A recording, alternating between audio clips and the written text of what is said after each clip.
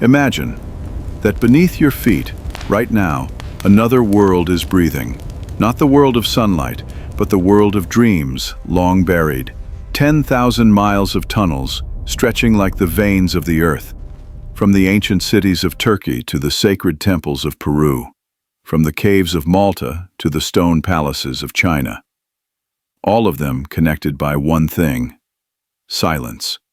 Tonight we will descend, not to seek treasure, nor to solve mysteries, but to listen to the stories that Mother Earth has kept hidden for thousands of years. Stories of humankind, from a time when we still knew how to speak with the darkness, when we understood that true light does not come from above, but from deep within the ground. So loosen your shoulders, close your eyes, and let me guide you on this journey, into the place where every civilization began with a single whisper in the dark. Beneath the surface of the world we call reality, there lies another realm, silent, profound, and filled with the echoes of memory. When we descend into the earth, we are not merely entering physical space, we are passing through the layers of time itself, touching the memory that the earth has patiently carved into millions of years of silence.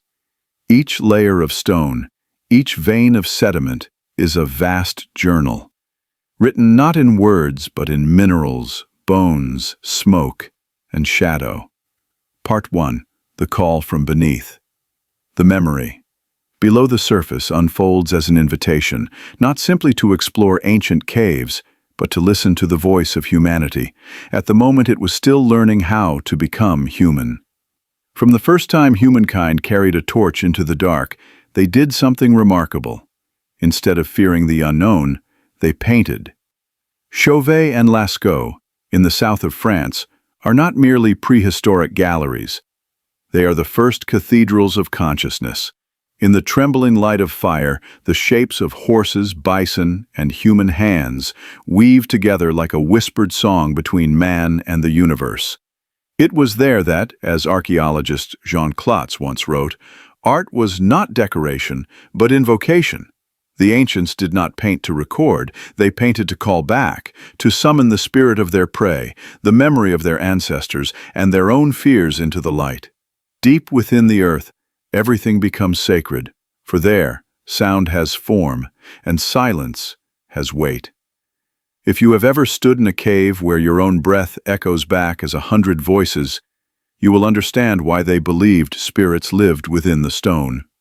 Archaeological acoustics researcher Igor Reznikov discovered that many paintings in Lascaux are placed precisely where the cave's strongest resonant frequencies occur.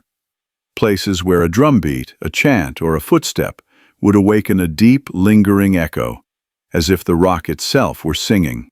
He called it the acoustic map of consciousness. The ancients did not need instruments to make music. They let the stone and the air compose a symphony with them. And that is what makes this opening so haunting.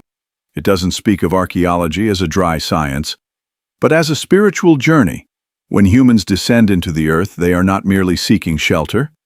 They are returning to their origin, to the place where consciousness and the unconscious merge into one. Beneath the ground, the faint light forces our eyes to turn inward. The echo makes us hear our own thoughts. Perhaps that is why ancient caves move us, even when we do not understand their language, because they awaken a memory that was never lost. The memory that we once lived in darkness, and that darkness was never the enemy. Strata are not merely stone and silence. They are the memory of the earth. This line opens a wider horizon.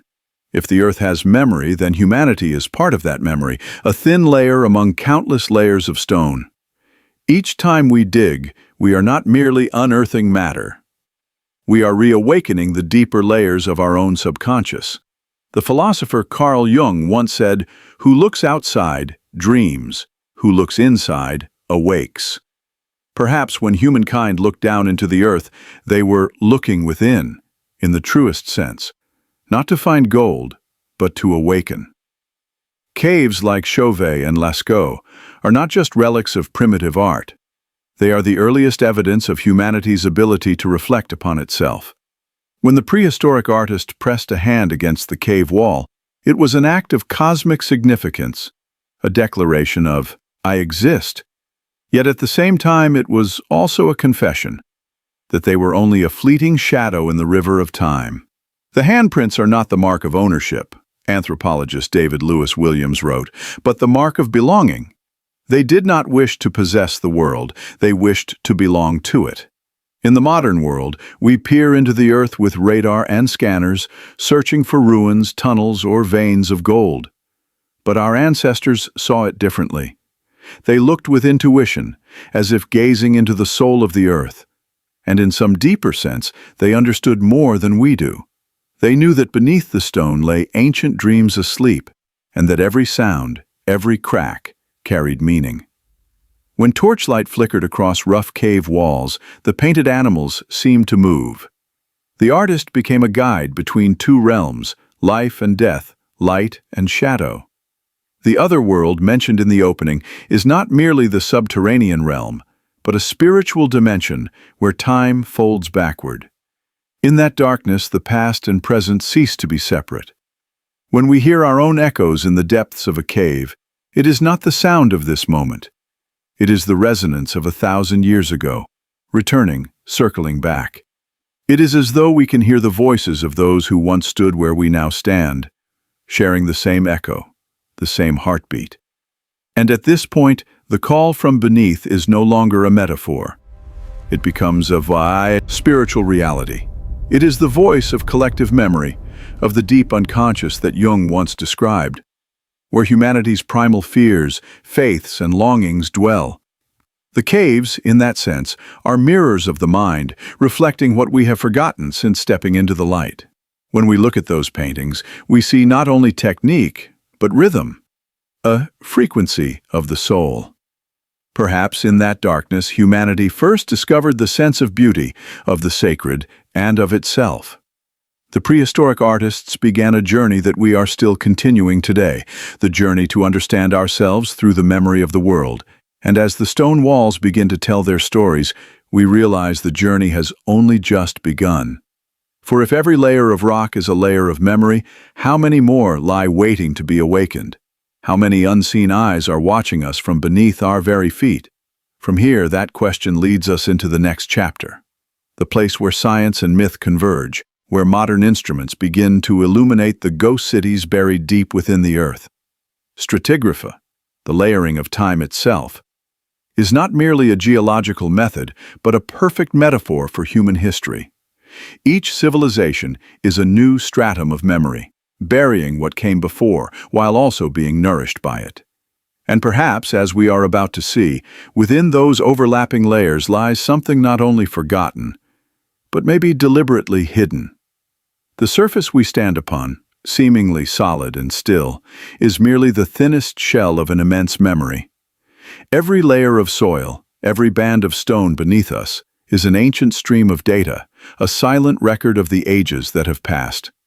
The concept of stratigraphy, the study of sedimentary layers, is more than a scientific framework. It is a powerful metaphor for how humanity builds its own history. Each civilization, each era, does not vanish. It is simply buried beneath the next, forgotten on the surface, but still alive in the darkness of memory. Imagine this. We are walking atop the rooftops of old worlds. Beneath our feet lie thousands of cities that once thrived, then were swallowed by time, by war, or by catastrophe. Like Pompeii beneath the ash of Vesuvius, like Alexandria drowned beneath Mediterranean silt, or the temple layers of Teotihuacan, where each dynasty built upon the last, like dreams stacked within the mind of the earth. Stratigraphy does not merely measure geological depth, it measures the depth of memory and of forgetting. In the age of technology, we have begun to see with invisible eyes that gaze beneath the earth. Ground-penetrating radar, GPR, magnetometry, LiDAR, and stratigraphic analysis algorithms have opened a new era of discovery, a kind of second sight that allows us to perceive what the naked eye never could. It is as if humanity has placed upon itself a divine eye, peering through the dust of time. With a single pulse of radar, we can, glimpse the outlines of collapsed walls, buried streets, and even ancient riverbeds that have lain dry for tens of thousands of years. From Egypt to Cambodia, from Cappadocia to Mexico, GPR is redrawing the map of history. Beneath the hot sands of Saqqara, archaeologists have uncovered hundreds of new tombs. In the jungles of Petén, LiDAR has revealed the hidden sprawl of thousands of previously unknown Maya structures. But what unsettles us is not merely the abundance of discoveries, it is their complexity. As if these civilizations somehow knew that one day someone would return to find them. And here, a quiet question arises. Could there be deeper networks, deliberately concealed? Conventional history often portrays humanity's evolution as a straight line, from primitive to advanced, from caves to cities, from superstition to science. Yet, as radar scans the Earth and reveals immense structures, mile-long tunnels, ventilated chambers, intricate networks that challenge even modern engineering, we begin to wonder, is evolution truly linear, or is it cyclical, where knowledge is buried, forgotten, and then rises again with each age? In the darkness beneath our feet, there are ghost cities with no names, still whispering through the signals of our machines. Each time the radar image reveals parallel walls, mysterious circular rooms, or endless corridors, we are not merely uncovering ruins. We are touching the collective memory of humankind. Places where people once lived, breathed, and prayed now exist only as faint echoes in the soil. Yet even without their inhabitants, the structures live. They respond to electromagnetic waves, retain heat, conduct sound, as if the Earth itself were softly trying to tell us its story. The concept of invisible eyes carries another layer of meaning, one of power and knowledge. For when we look beneath the Earth, we do not only uncover the past, we also glimpse the traces of deliberate concealment. Many underground structures seem designed to hide from the light, as though the ancients wished to leave something behind for the future, but not for their own time. Tunnels connecting city to city, sanctuaries buried deep beneath temples, sealed chambers filled with sacred objects or symbols, all evoke the sense of a spiritual and intellectual network woven into the body of the Earth, beyond our current understanding. In ancient civilizations, this layering occurred not only in stone, but in thought. Each generation, each dynasty, inherited and yet denied what came before. They built new temples atop the old, wrote new myths over forgotten ruins, as if humanity itself were practicing a kind of spiritual stratigraphy. And as in geology, what lies deepest often forms the foundation. What is forgotten is precisely what sustains all that remains. Perhaps the most unsettling truth is not what we have yet to discover, but what we are unknowingly standing upon. As radar sweeps through the ground, the shapes of lost worlds emerge. Yet they are not truly lost. They lie just beneath us, waiting for a tremor, a stroke of excavation, or a timely question to awaken them. Perhaps every modern city stands upon the shoulders of an ancient one, a layer of memory pressing gently upon another layer, whispering through time. The deeper we go, the more the boundary between science and the mystical begins to blur. Every archaeological discovery beneath the Earth becomes a mirror, reflecting not only them, but also us, the seekers tracing our own reflection through dust and ruin. For when we peer into the ground with technology, we are also peering into the collective unconscious Jung once described. The realm where all that has been forgotten still lives, waiting to be named again. Perhaps that is why the Earth beneath us always feels both familiar and mysterious. It is memory, yet it is also a warning, a place of concealment, yet a womb of creation. There, life and death do not stand apart, but merge into an eternal cycle of burial and rebirth. And from that silence, a city slowly emerges, not through legend, but through the language of stone itself. Deep beneath the windswept plains of Cappadocia, where the ground ripples like a petrified ocean, a secret lay hidden for thousands of years, until one day, in the 1960s, when a wall in a small home suddenly collapsed. Behind the rubble was a dark passage, and as explorers followed it, they did not find a single room. They found an entire city underground. This was Derinkuyu, the deep well, one of the most astonishing archaeological discoveries of the 20th century. A labyrinth of 18 levels plunging nearly 300 feet deep, spacious enough to house 20,000 people, along with their livestock, food stores, kitchens, monasteries, schools, and pure water wells that have never run dry. A city, and yet a living organism carved from stone. Unlike any other archaeological site, Derinkuyu feels as though you are standing inside the lungs of the earth. As you walk through its winding corridors, you can almost hear the breath of the planet, air moving rhythmically through more than 50 ventilation shafts, so ingeniously designed that even hundreds of feet below ground, the atmosphere remains fresh and constant. Archaeologist R. Samiz once said, "Derinkuyu is not architecture, it's anatomy."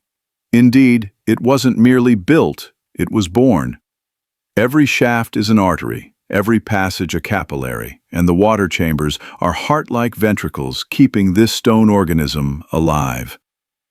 When light filters down through the vents, the dust sparkles like cells in a living vein, and you sense that the place still pulses, even after thousands of years of slumber. But who created it, and why? No ancient text mentions Derinkuyu. No carvings, no inscriptions, no names. Early scholars proposed the Phrygians built it around the 8th century BCE. Others believe its foundations may reach much further back, perhaps to prehistoric peoples seeking refuge from enemies or cataclysms. Yet the deeper we explore, the less convincing the temporary shelter theory becomes. No one designs a system of such precision merely to hide for a season. Massive stone doors weighing tons were placed at strategic choke points, able to seal shut from within like the valves of a heart. Water wells were positioned so that only the uppermost layer touched the surface, preventing contamination if intruders attacked. This was no hurried refuge, it was a living organism by design. When we view Derinkuyu through 21st century eyes, something uncanny happens. Modern technology seems only now to understand what the ancients achieved long ago. Researchers in bioarchitecture have found that its structure follows natural laws, circulating air, preserving moisture, stabilizing temperature, just as a biological body self-regulates to sustain life. Derinkuyu maintains a constant 13 to 15 degrees Celsius year-round, an ideal climate for long-term survival. Outside storms may rage or the sun may scorch, yet within all remains still and balanced. It seems the ancients understood something we have forgotten, that survival does not come from conquering nature, but from breathing in rhythm with it. If you listen closely, Derinkuyu does not speak through stone alone. It speaks through sound. Its narrow corridors and vaulted chambers are arranged to resonate with low frequencies. Voices carry far, footsteps soften, and silence itself hums with presence. The acoustics here create the sensation of standing inside a vast subterranean cathedral, perhaps as in the ancient caves of Chauvet and Chavin, where humanity first discovered the language of stone. Derinkuyu, too, was a machine of altered consciousness, a place where sound and darkness wove together to create a meditative state of communion. Archaeologist Nevzat Chevik once said, "Perhaps the underground was never only for hiding, but for remembering." Maybe those who built Derinkuyu were not simply seeking refuge, but preservation, keeping alive a form of knowledge, a model of existence, a way of breathing with the earth. And perhaps that is why Derinkuyu moves us so deeply. It is the convergence of biology, spirituality, and technology. A silent symphony of ancient intelligence. Standing in the heart of the city, one no longer feels like a visitor, but like a single cell within a vast living body of memory. Derinkuyu breathes, and in hearing its breath, we are also hearing the heartbeat of humanity itself, the rhythm of those who learn to live with the dark rather than fear it. In our modern world, where cities rise skyward in towers of glass and noise, Derinkuyu reminds us that true strength does not always reach upward, but sometimes descends inward to the depths where life began and where memory resides. To look upon Derinkuyu is not merely to see the past, but to glimpse a possibility for the future. That one day, humankind may again need to breathe with the earth, not to hide, but to find balance in a world too fast, too bright, too loud. And when we ascend those spiral steps back into the light, a strange feeling lingers, as though something unseen connects Derinkuyu to other distant places, to tunnels still undiscovered, sealed gateways and hidden veins linking the world's forgotten cities. For if Derinkuyu is a living organism, then surely it is not alone. And so, the next question emerges, softly, like an echo from the depths. Why did humanity dig so deep? That question leads us into the next chapter, where humanity began to dig not merely to survive, but to seek meaning, to perform rituals, to connect, and perhaps to hide something they believed the world above was not yet ready to know. Perhaps when we look into the depths, the question is no longer how, but why. Why did our ancestors carve so deeply into stone, building vast underground cities like Derinkuyu? It was not only an act of survival, it was a message about the relationship between humankind, nature, and the sacred awe of the cosmos. For in the darkness beneath the earth, people were not fleeing the world, they were conversing with it through stone, through silence, through faith. The earliest theories of Derinkuyu carried the tone of catastrophe. Many researchers believed it was a refuge from invasions, Persian, Arab, or Byzantine. Yet others proposed something far bolder, that ancient peoples built these subterranean cities to escape a global climatic event, a winter of the gods, a sudden age of cold and desolation, perhaps triggered by a volcanic eruption or a falling comet.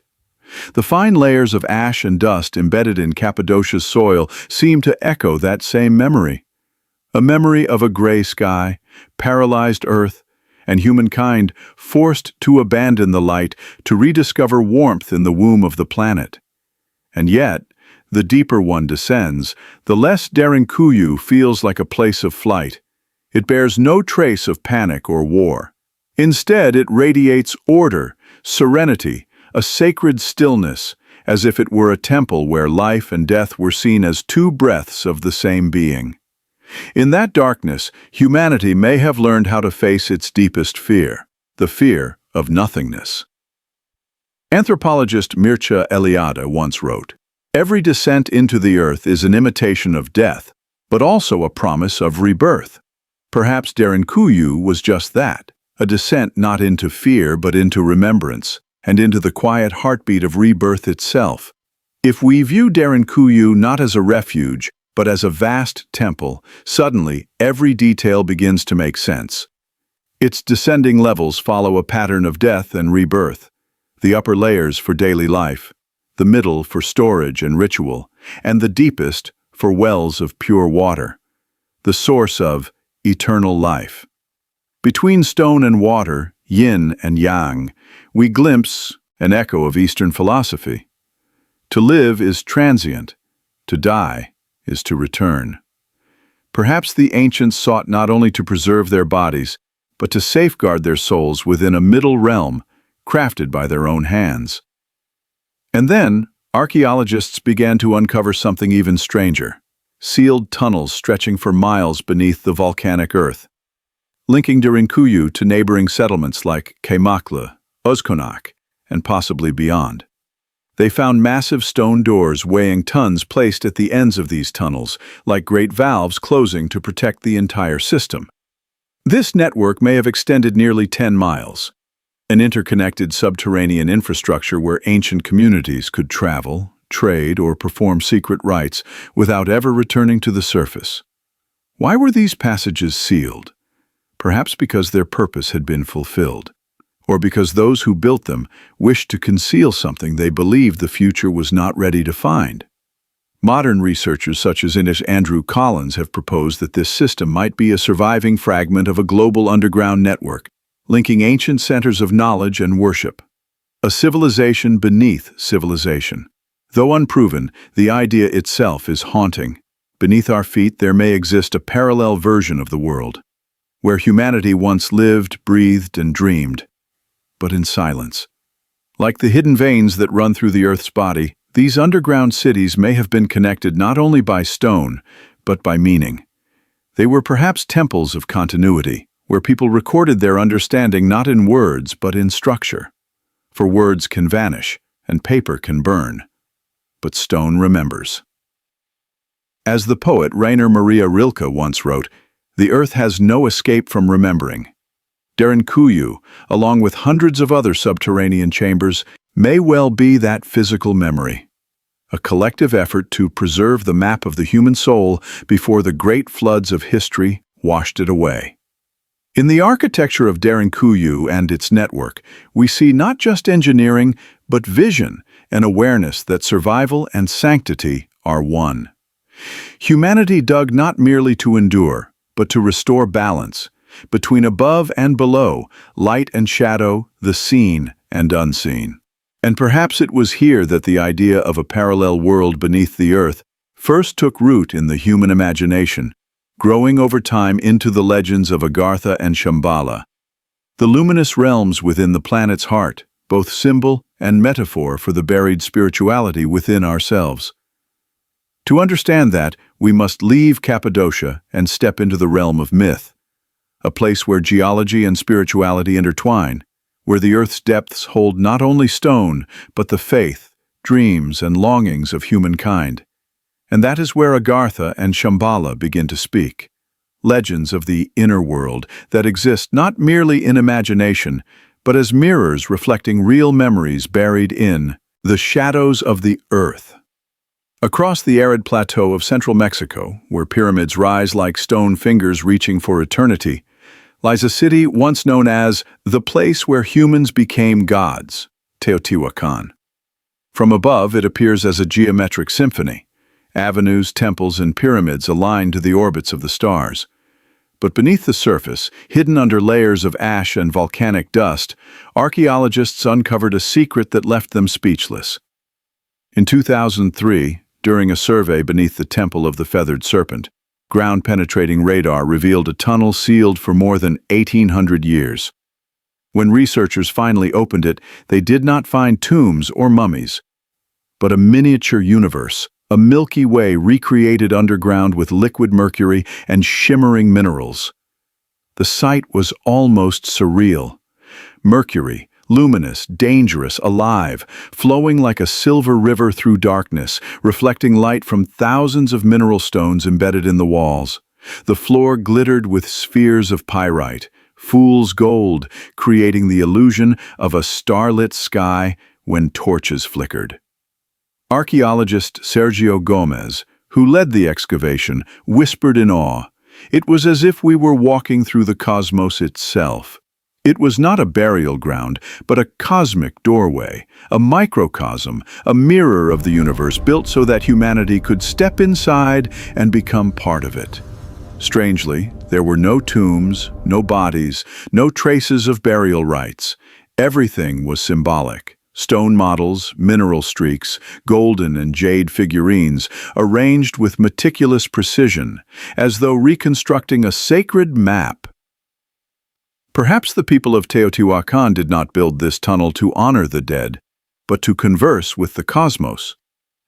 In the darkness of that passage, the traveler would see their own reflection shimmering in the mercury, uncertain whether it was real or illusion, human or spirit.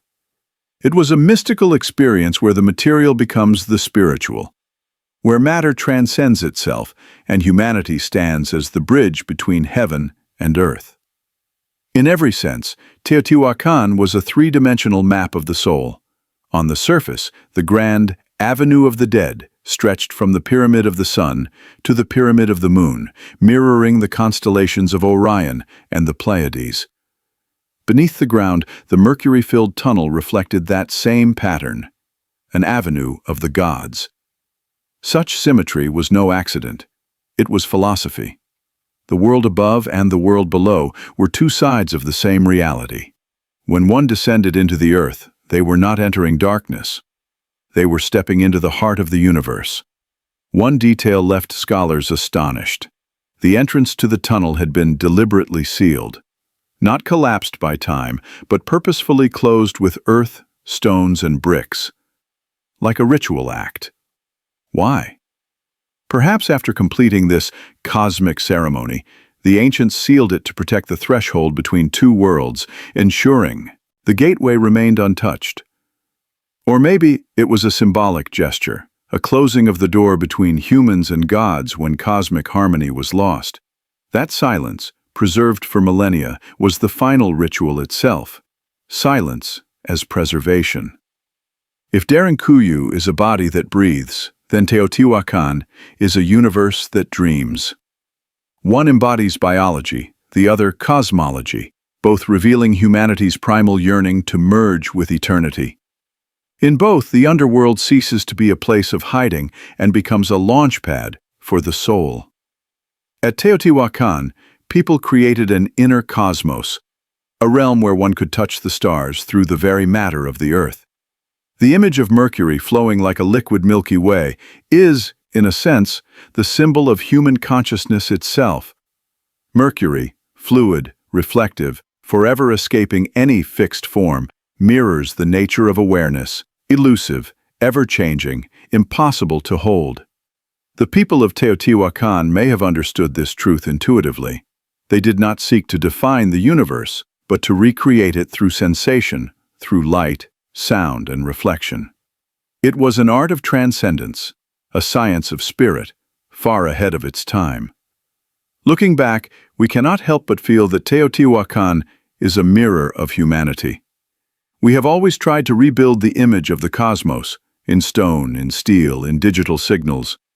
And with every recreation, we are trying to understand our place within it, small yet inseparable, finite yet holding the infinite.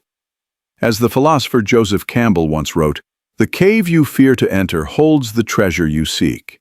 Perhaps Teotihuacan is that cave, the place where humanity stepped into its fear, only to find the light. And then, when the gleaming reflections of Mercury fade and the mineral walls return to shadow, we begin to understand that the true secret of Teotihuacan lies not in its technology, but in its idea. Humanity has always felt an irresistible pull to descend into the earth, into the unconscious, into the very center of its own being, in search of the map of the stars. But the story does not end there. For elsewhere, across the oceans between the Andes and the Mediterranean, there exist structures that sing, where stone and sound converge to alter human consciousness. If Teotihuacan was a universe of light and metal, then Chavin de Huantar and the Hippodrome of Halsaflieni were universes of sound, places where every vibration in the air could open the gates of the mind. And so the journey deeper into the earth continues, from the shimmering light of Mercury to the resonant echo of stone, where humanity once again touches the boundary between matter and spirit, between sound and absolute silence. There is something truly mysterious about stone, a substance that seems inert, heavy, lifeless, yet it can sing. At opposite ends of the ancient world, in Chavin de Huantar in Peru and the Hippodrome of Malta, the ancients seem to have discovered how to make stone speak, not with instruments, but through architecture, water, and frequency. When you enter these labyrinths, you do not merely hear sound, you feel it. The vibrations pass through the body, hum within the bones, dissolve into the heart, and blur the line between matter and consciousness. In such places, architecture ceases to be shelter. It becomes a machine of transformation, a sacred instrument designed to lead humanity beyond the limits of the senses. Chavin de Huantar, nestled deep within the Andes and built around 1200 BCE, is a labyrinth of corridors where light can barely enter. Underground water roars throughout the year. The air is thick, damp, and carries every echo. Within its stone walls, archaeologists found pututus, conch shell trumpets engraved with sacred patterns. When played, their sound produces a frequency so deep it is not only heard, but felt. Archaeologist John W. Rick described it perfectly. At Chavin, architecture and sound were inseparable. The space itself was an instrument. The people of Chavin did not use sound merely to communicate. They used it to transform consciousness. When dozens of pututus resonated together through the narrow corridors, the resulting wave of vibration induced a trance-like state, an acoustic ecstasy. Pilgrims who entered could feel as though they had left their bodies, merging with a different rhythm, the breathing of the earth and stone itself. Everything was intentional, alternating wide and narrow hallways to create pressure shifts, subterranean water channels producing a rhythmic pulse, and slanted walls reflecting sound across multiple layers. The result was a full-body experience. The stones sang, the waters rumbled, the people trembled, all forming one sacred symphony. Half a world away, buried within the island of Malta, lies another mysterious creation, the Hypogeum of Halsafliani. Built over 5,000 years ago, it is one of the oldest underground temples in existence. Within it, researchers discovered a chamber known as the Oracle Room, where every sound reverberates at a frequency of about 110 hertz, a natural meditative resonance capable of inducing altered states. When a voice is raised within this room, the echo does not merely ring. It spreads through the listener's body, setting their bones and heartbeat into vibration. Acoustic researcher Paolo De Bertolis wrote, "At 110 hertz, the human brain starts shifting. It's not just sound, it's a neurological event." From these discoveries, modern scientists have called the hypogeum the earliest example of neuroarchitecture. Architecture designed to interact directly with the human nervous system. Every curve, ceiling height, and surface texture was calibrated, perhaps through intuition rather than measurement, to influence sensation, heartbeat, and brainwaves. Combined with dim light, deep shadows, and resonant sound, the hypogeum became an emotional instrument, guiding visitors toward the threshold of dreaming, the place where consciousness and the unconscious meet. Perhaps the rituals performed here were not meant to summon gods from without, but to open the divine from within, the inner cosmos. What makes both these sites transcendent lies not in their scale, but in their philosophy.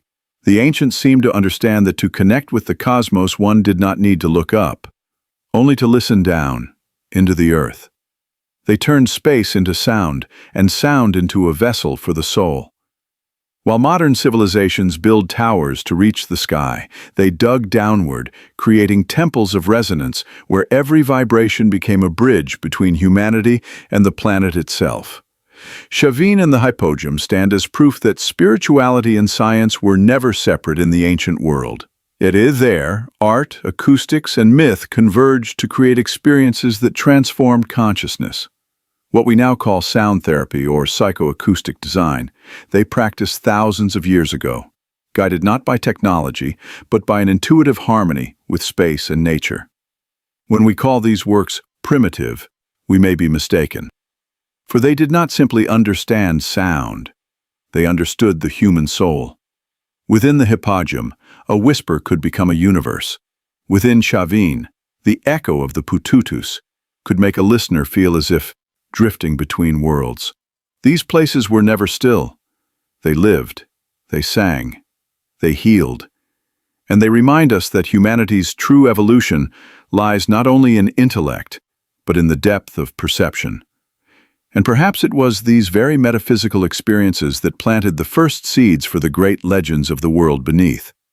Realms of light and knowledge said to lie hidden within the earth itself. For if stone can sing, who can truly say that the earth cannot speak? And so, the journey continues. From the Song of Stone to Agartha and Shambhala, the myths of the inner world that may not merely belong to legend, but could be distant echoes of memories the earth still holds, quietly pulsing in its heartbeat. Throughout history, humanity has believed that beneath our feet lies another world, not one of darkness or demons, but of light, wisdom, and awakening. From the high plateaus of Tibet to the windswept steppes of Mongolia, from Buddhist scriptures to the mysterious maps of 19th-century explorers, Agartha and Shambhala are described as sacred kingdoms deep within the planet. Cities of light beneath the mountains. They are not simply geographical myths, but mirrors of the deepest human longing, the desire to return to where we truly belong, to touch the hidden truth within ourselves. In ancient Tibetan texts, Shambhala is described as a place beyond the reach of ignorance and suffering, where humanity lives in perfect harmony between spirit and nature. According to the Kalachakra Tantra tradition, it is the source of wisdom, a hidden realm where enlightened kings guard cosmic knowledge until the day mankind is ready to receive it. Yet over the millennia, Shambhala has transcended religion to become a universal metaphor, not merely a location, but a state of consciousness. As writer Nicholas Roerich once wrote in Altai Himalaya, Shambhala is not found by the feet, but by the heart. Perhaps every human being carries a Shambhala within, a realm of inner light that lies beyond the layers of fear, where the soul can glimpse its purest form. Running parallel to Shambhala is the legend of Agartha, a vast network of subterranean cities connecting continents, where ancient beings are said to dwell, quietly observing humanity from afar. In the 19th century, French mystic Alexandre Saint-Yves d'Alvedre claimed in Mission de l'Inde that Agartha was the spiritual government of the world, hidden deep within the earth, safeguarding knowledge that surpasses modern science. However fantastical it may sound, what is remarkable is that such legends appear in multiple cultures, separated by both time and geography, yet sharing a common symbol: the Earth's depths as the refuge of truth, not its grave. Through the lens of anthropology and psychology, particularly the thought of Carl Jung, these myths are far from mere fantasy. They are archetypes of the collective unconscious. Jung proposed that images of the world below represent the deepest strata of the human psyche, the layer where the evolutionary memory of our species resides, where fear and wisdom coexist. Thus, Agartha and Shambhala are not confined to geography, but to psychology. When humanity speaks of the underworld, it speaks of an inward journey, a descent through the crust of ego, through the sediment of habit and memory, to reach the silent center where the inner light never fades. But why do these legends cling so tightly to the image of the Earth's depths? Perhaps because geology is the mirror of the soul. Caves, tunnels, chambers of stone, they are physical symbols of the inward journey. In many contemplative traditions, when one descends into the cave, it is not a physical act, but a spiritual rite. Within the darkness of stone, one is separated from the noise of the world, forced to face the silence within. As Plato described in his Allegory of the Cave, only when we dare to turn and confront the shadows can we truly see the light. Some modern researchers, such as Graham Hancock, suggest that the myths of Agartha and Shambhala may have originated from erased historical memories, the remnants of a lost civilization that fell after a global cataclysm, perhaps the Younger Dryas event, leaving behind traces in caves, underground temples, or networks of knowledge encoded in stone. If so, these legends are not mere dreams, but survivor memories. For when everything on the surface was swept away, only the stillness of the earth could preserve the fragments of wisdom that remained. The wonder is that across centuries the myth of the inner world has never faded. From Tibetan monasteries to Nazi expeditions, from esoteric maps to speculative fiction, from Roerich to Blavatsky, from Willis George Emerson's The Smoky God to the Hollow Earth theory, all tell the same story: that there is a world within the world where humanity might rediscover its true origin.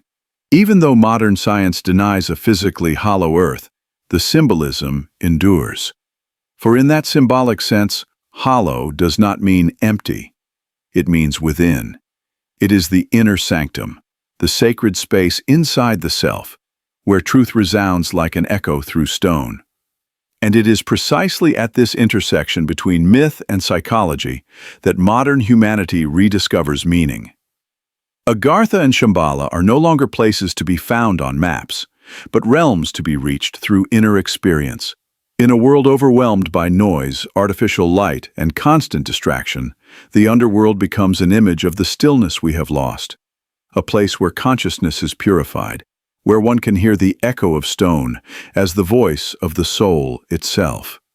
Perhaps it is a whisper from our ancestors, reminding us that to evolve, we do not need to ascend higher. We must descend deeper. And when the myth grows quiet, when the cities of light fade into the whisper of the wind, we can still feel that the earth holds within it a hidden heartbeat, a pulse that connects the past, the present, and the collective unconscious of humankind. But are those memories merely myth? Or are they preserved in the ancient stories of peoples who spoke of emerging from the earth after a great cataclysm, carrying with them the memory of a world before? And so the journey leads us onward to the ancient Americas, where the Hopi, the Navajo, and the Mandan tell of their emergence after a great flood. A new chapter where myth and geology unite to recount the story of those who descended to survive and ascended to begin the world anew.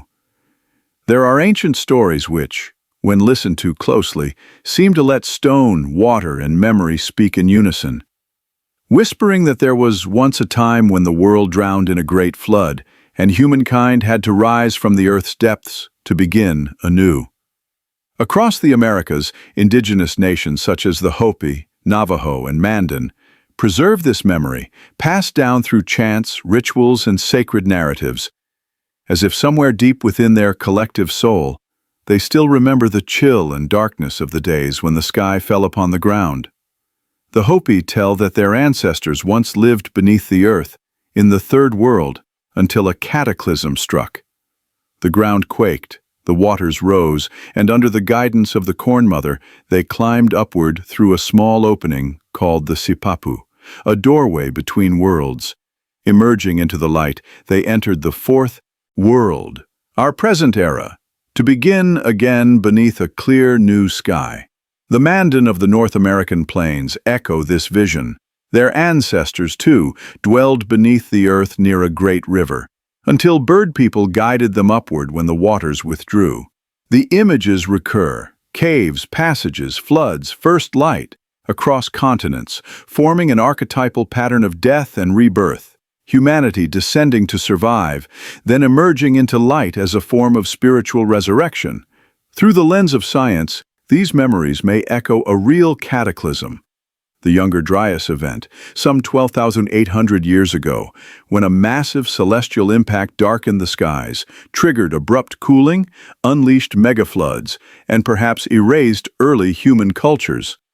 Archaeologist Graham Hancock calls it a memory of a near-extinction event, and perhaps within the Hopi and Navajo stories, we are hearing the echo of that forgotten night, not preserved on tablets or walls, but carried through generations in the sacred memory of song.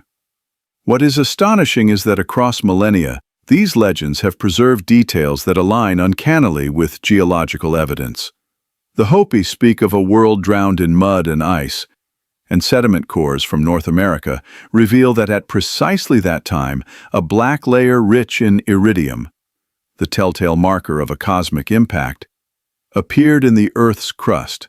The Navajo recall a great light in the sky before the flood, a description that could correspond to the fiery atmospheric burn following a celestial collision. In this sense, mythology is not fantasy. It is ancestral memory, a genetic archive of experience, storing information beyond the reach of language or time. As Mircea Eliade once wrote, "Myth is not history forgotten. It is memory preserved in the language of eternity." Read as metaphor, these stories also mirror the spiritual journey of humankind. When the old world collapses, when all that is familiar is washed away, we are forced to descend into the darkness, into the inner caverns of the self, to relearn how to live and then to emerge in a new form. Just as the Hopi ascended through the Sipapu, every civilization, every soul has its own gateway of emergence. That sacred moment when we must leave behind what is old, embrace loss, and begin a new cycle of consciousness. In the language of analytical psychology, this is the archetype of rebirth. When Jung said, "In all chaos there is a cosmos, in all disorder a secret order," he was speaking of this very journey. The Great Flood is chaos, yet it is also a rite of purification, The depths of the earth are shadow, yet they are also the womb of creation. Each time humanity rises again, it does not return unchanged. It carries the memory of what was lost, and transforms that memory into wisdom. And so, the story descends once more, this time not into myth, but into modern mystery. In 1992, in the quiet village of Longyu in China's Zhejiang province, a group of villagers decided to drain a pond to raise fish. But as the waters receded, what emerged was not mud, it was a world. Beneath their feet lay an immense subterranean complex carved entirely into sandstone. Chambers soaring over 30 meters deep, with vaulted ceilings, monumental pillars, and walls etched with precise parallel chisel marks that ripple like frozen waves. There weren't just one or two chambers. There were 24 vast halls, each seemingly part of a grand design. And yet there were no traces of life. No tools, no soot, no bones, no pottery shards, no inscriptions. Nothing. The stone was flawless, smooth, deliberate. No record in any historical chronicle mentions their construction. No dynasty claimed them. No text remembers them. The Longyu Caves, as they came to be known, are an architectural paradox. A feat of engineering so advanced that even today, no one can fully explain how, when, or why they were made. By conservative estimates, their excavation required removing hundreds of thousands of cubic meters of rock, the work of thousands over years. And yet they remain utterly silent in history. If Derinkuyu was a city that breathed, and Teotihuacan a cosmos that dreamed, then Longyu is a memory that refuses to speak. A monument to something humanity once knew, then chose to forget. Its silence feels deliberate, as if the earth itself sealed away a secret too vast for words. And perhaps that is what connects it to all the worlds before. From the underground temples of Malta to the mythic halls of Shambhala. Every descent leads us to the same revelation, that beneath the surface of our bright, restless civilization lies an ancient instinct still alive within us. The need to go down, to disappear, to listen. For the earth remembers what we forget, and in Longyu's silent stone perhaps it is waiting for us to remember too. Archaeologists call them the Longyu Caves, yet in truth they are not caves at all. Every surface, every contour bears the mark of human hands. Evidence shows they were entirely man-made, carved from millions of cubic feet of sandstone, each stroke deliberate and rhythmic. Who made them, how and why, remain unanswered. Engineer Zhu Yiqing, among the first to study the site, once observed, "Each chisel mark is uniform, rhythmic, as if carved by a single mind or a single heartbeat. Those chiseled grooves cover the ceilings and walls in wave-like patterns, giving the illusion that the stone itself is alive, breathing in slow motion. When artificial light touches the walls, the surface shimmers, scattering reflections in countless directions, as though the cave were filled with liquid glass. Acoustic researchers later discovered that when low frequencies are played, the chambers resonate powerfully, much like the underground hypogeum of Malta. This suggests the site was more than shelter or storage. It may have been an acoustic sanctuary, a temple of sound where geometry, resonance, and light converged into one sensory experience. What makes Longyu most bewildering, however, is its absolute silence in history. No ancient record, not from the Qin, Han, nor Tang dynasties, mentions its construction. No tools, no debris, no signs of quarrying. Even the logistics of removing the immense volume of rock would have required a level of coordination unseen in any known text. It is as though the caves were built by an entire civilization that later erased itself. Because of this, scholars and poets alike have called Longyu a symphony erased, a masterpiece whose notes have been drained away like the pond that concealed it, leaving only the faint rhythm of stone still breathing beneath the earth. Theories unfold one after another. Some believe this was a storage site for grain or weapons from the Qin dynasty, yet no evidence supports that claim. Others suggest it was an underground temple, based on the axial alignment between the chambers and traces of ancient flooding, as if the act of filling them with water was part of a ritual, not an accident. From a symbolic perspective, the covering of these chambers by water could represent an offering, returning the structure to the earth, a way of sealing memory itself. Just as Teotihuacan was once deliberately sealed, or the hypogeum in Malta was filled after its final ceremony. The most elusive thing about Longyu is not its technology, but its intention. Everything that exists here bears the mark of purpose. The chisel marks are not random, but form a kind of geometric language yet to be deciphered. Researcher David Hatcher Childress once wrote, "Longyu is like a message carved in stone, in a code only silence can understand." Indeed, the silence of this place resounds louder than any explanation. Each groove is a rhythm, each void a pause, and the entire space becomes a symphony composed for the ears of the earth. Alongside Longyu, we recall another place, the Wieliczka salt mine in Poland. An ancient salt mine transformed by human hands into a sacred cathedral. Deep beneath the cold ground, miners carved chapels, statues of saints and chandeliers, all from salt itself. There, labor and faith became one. Each strike of the pick was a prayer, each glimmer of reflected light a testament that the human spirit can be found even in the heaviest toil. If Wieliczka is the symphony of faith, then Longyu is the symphony of forgotten memory, and both speak of the quiet relationship between humanity and the earth. A relationship not only of survival, but of creation and meditation. When we look back at Longyu, the strongest feeling that rises is not fear, but reverence. In a world overflowing with data and language, few things humble us into accepting the unknown as completely as this. Longyu teaches us that there are forms of knowledge that do not need to be written, symphonies that exist only within stone, and civilizations that leave their mark through the absolute absence of themselves. Perhaps that is its most profound message. Silence, too, is a form of memory. And when we leave the grand chambers of Longyu, where light glimmers across the carved walls like fossilized waves, we cannot help but wonder whose hands composed this stone symphony, and where have they gone? Perhaps they did not disappear at all, but returned into the earth itself, carrying their wisdom as an offering to the future. And maybe the answer lies in our modern world, where we continue to repeat that ancient impulse, to dig deep into the earth in search of protection, power, and immortality. From China's great underground walls to the secret bases of the United States and Russia, from the luxurious shelters of the ultra-wealthy to the whispered legends of the Dulce base, the story of Longyu does not end.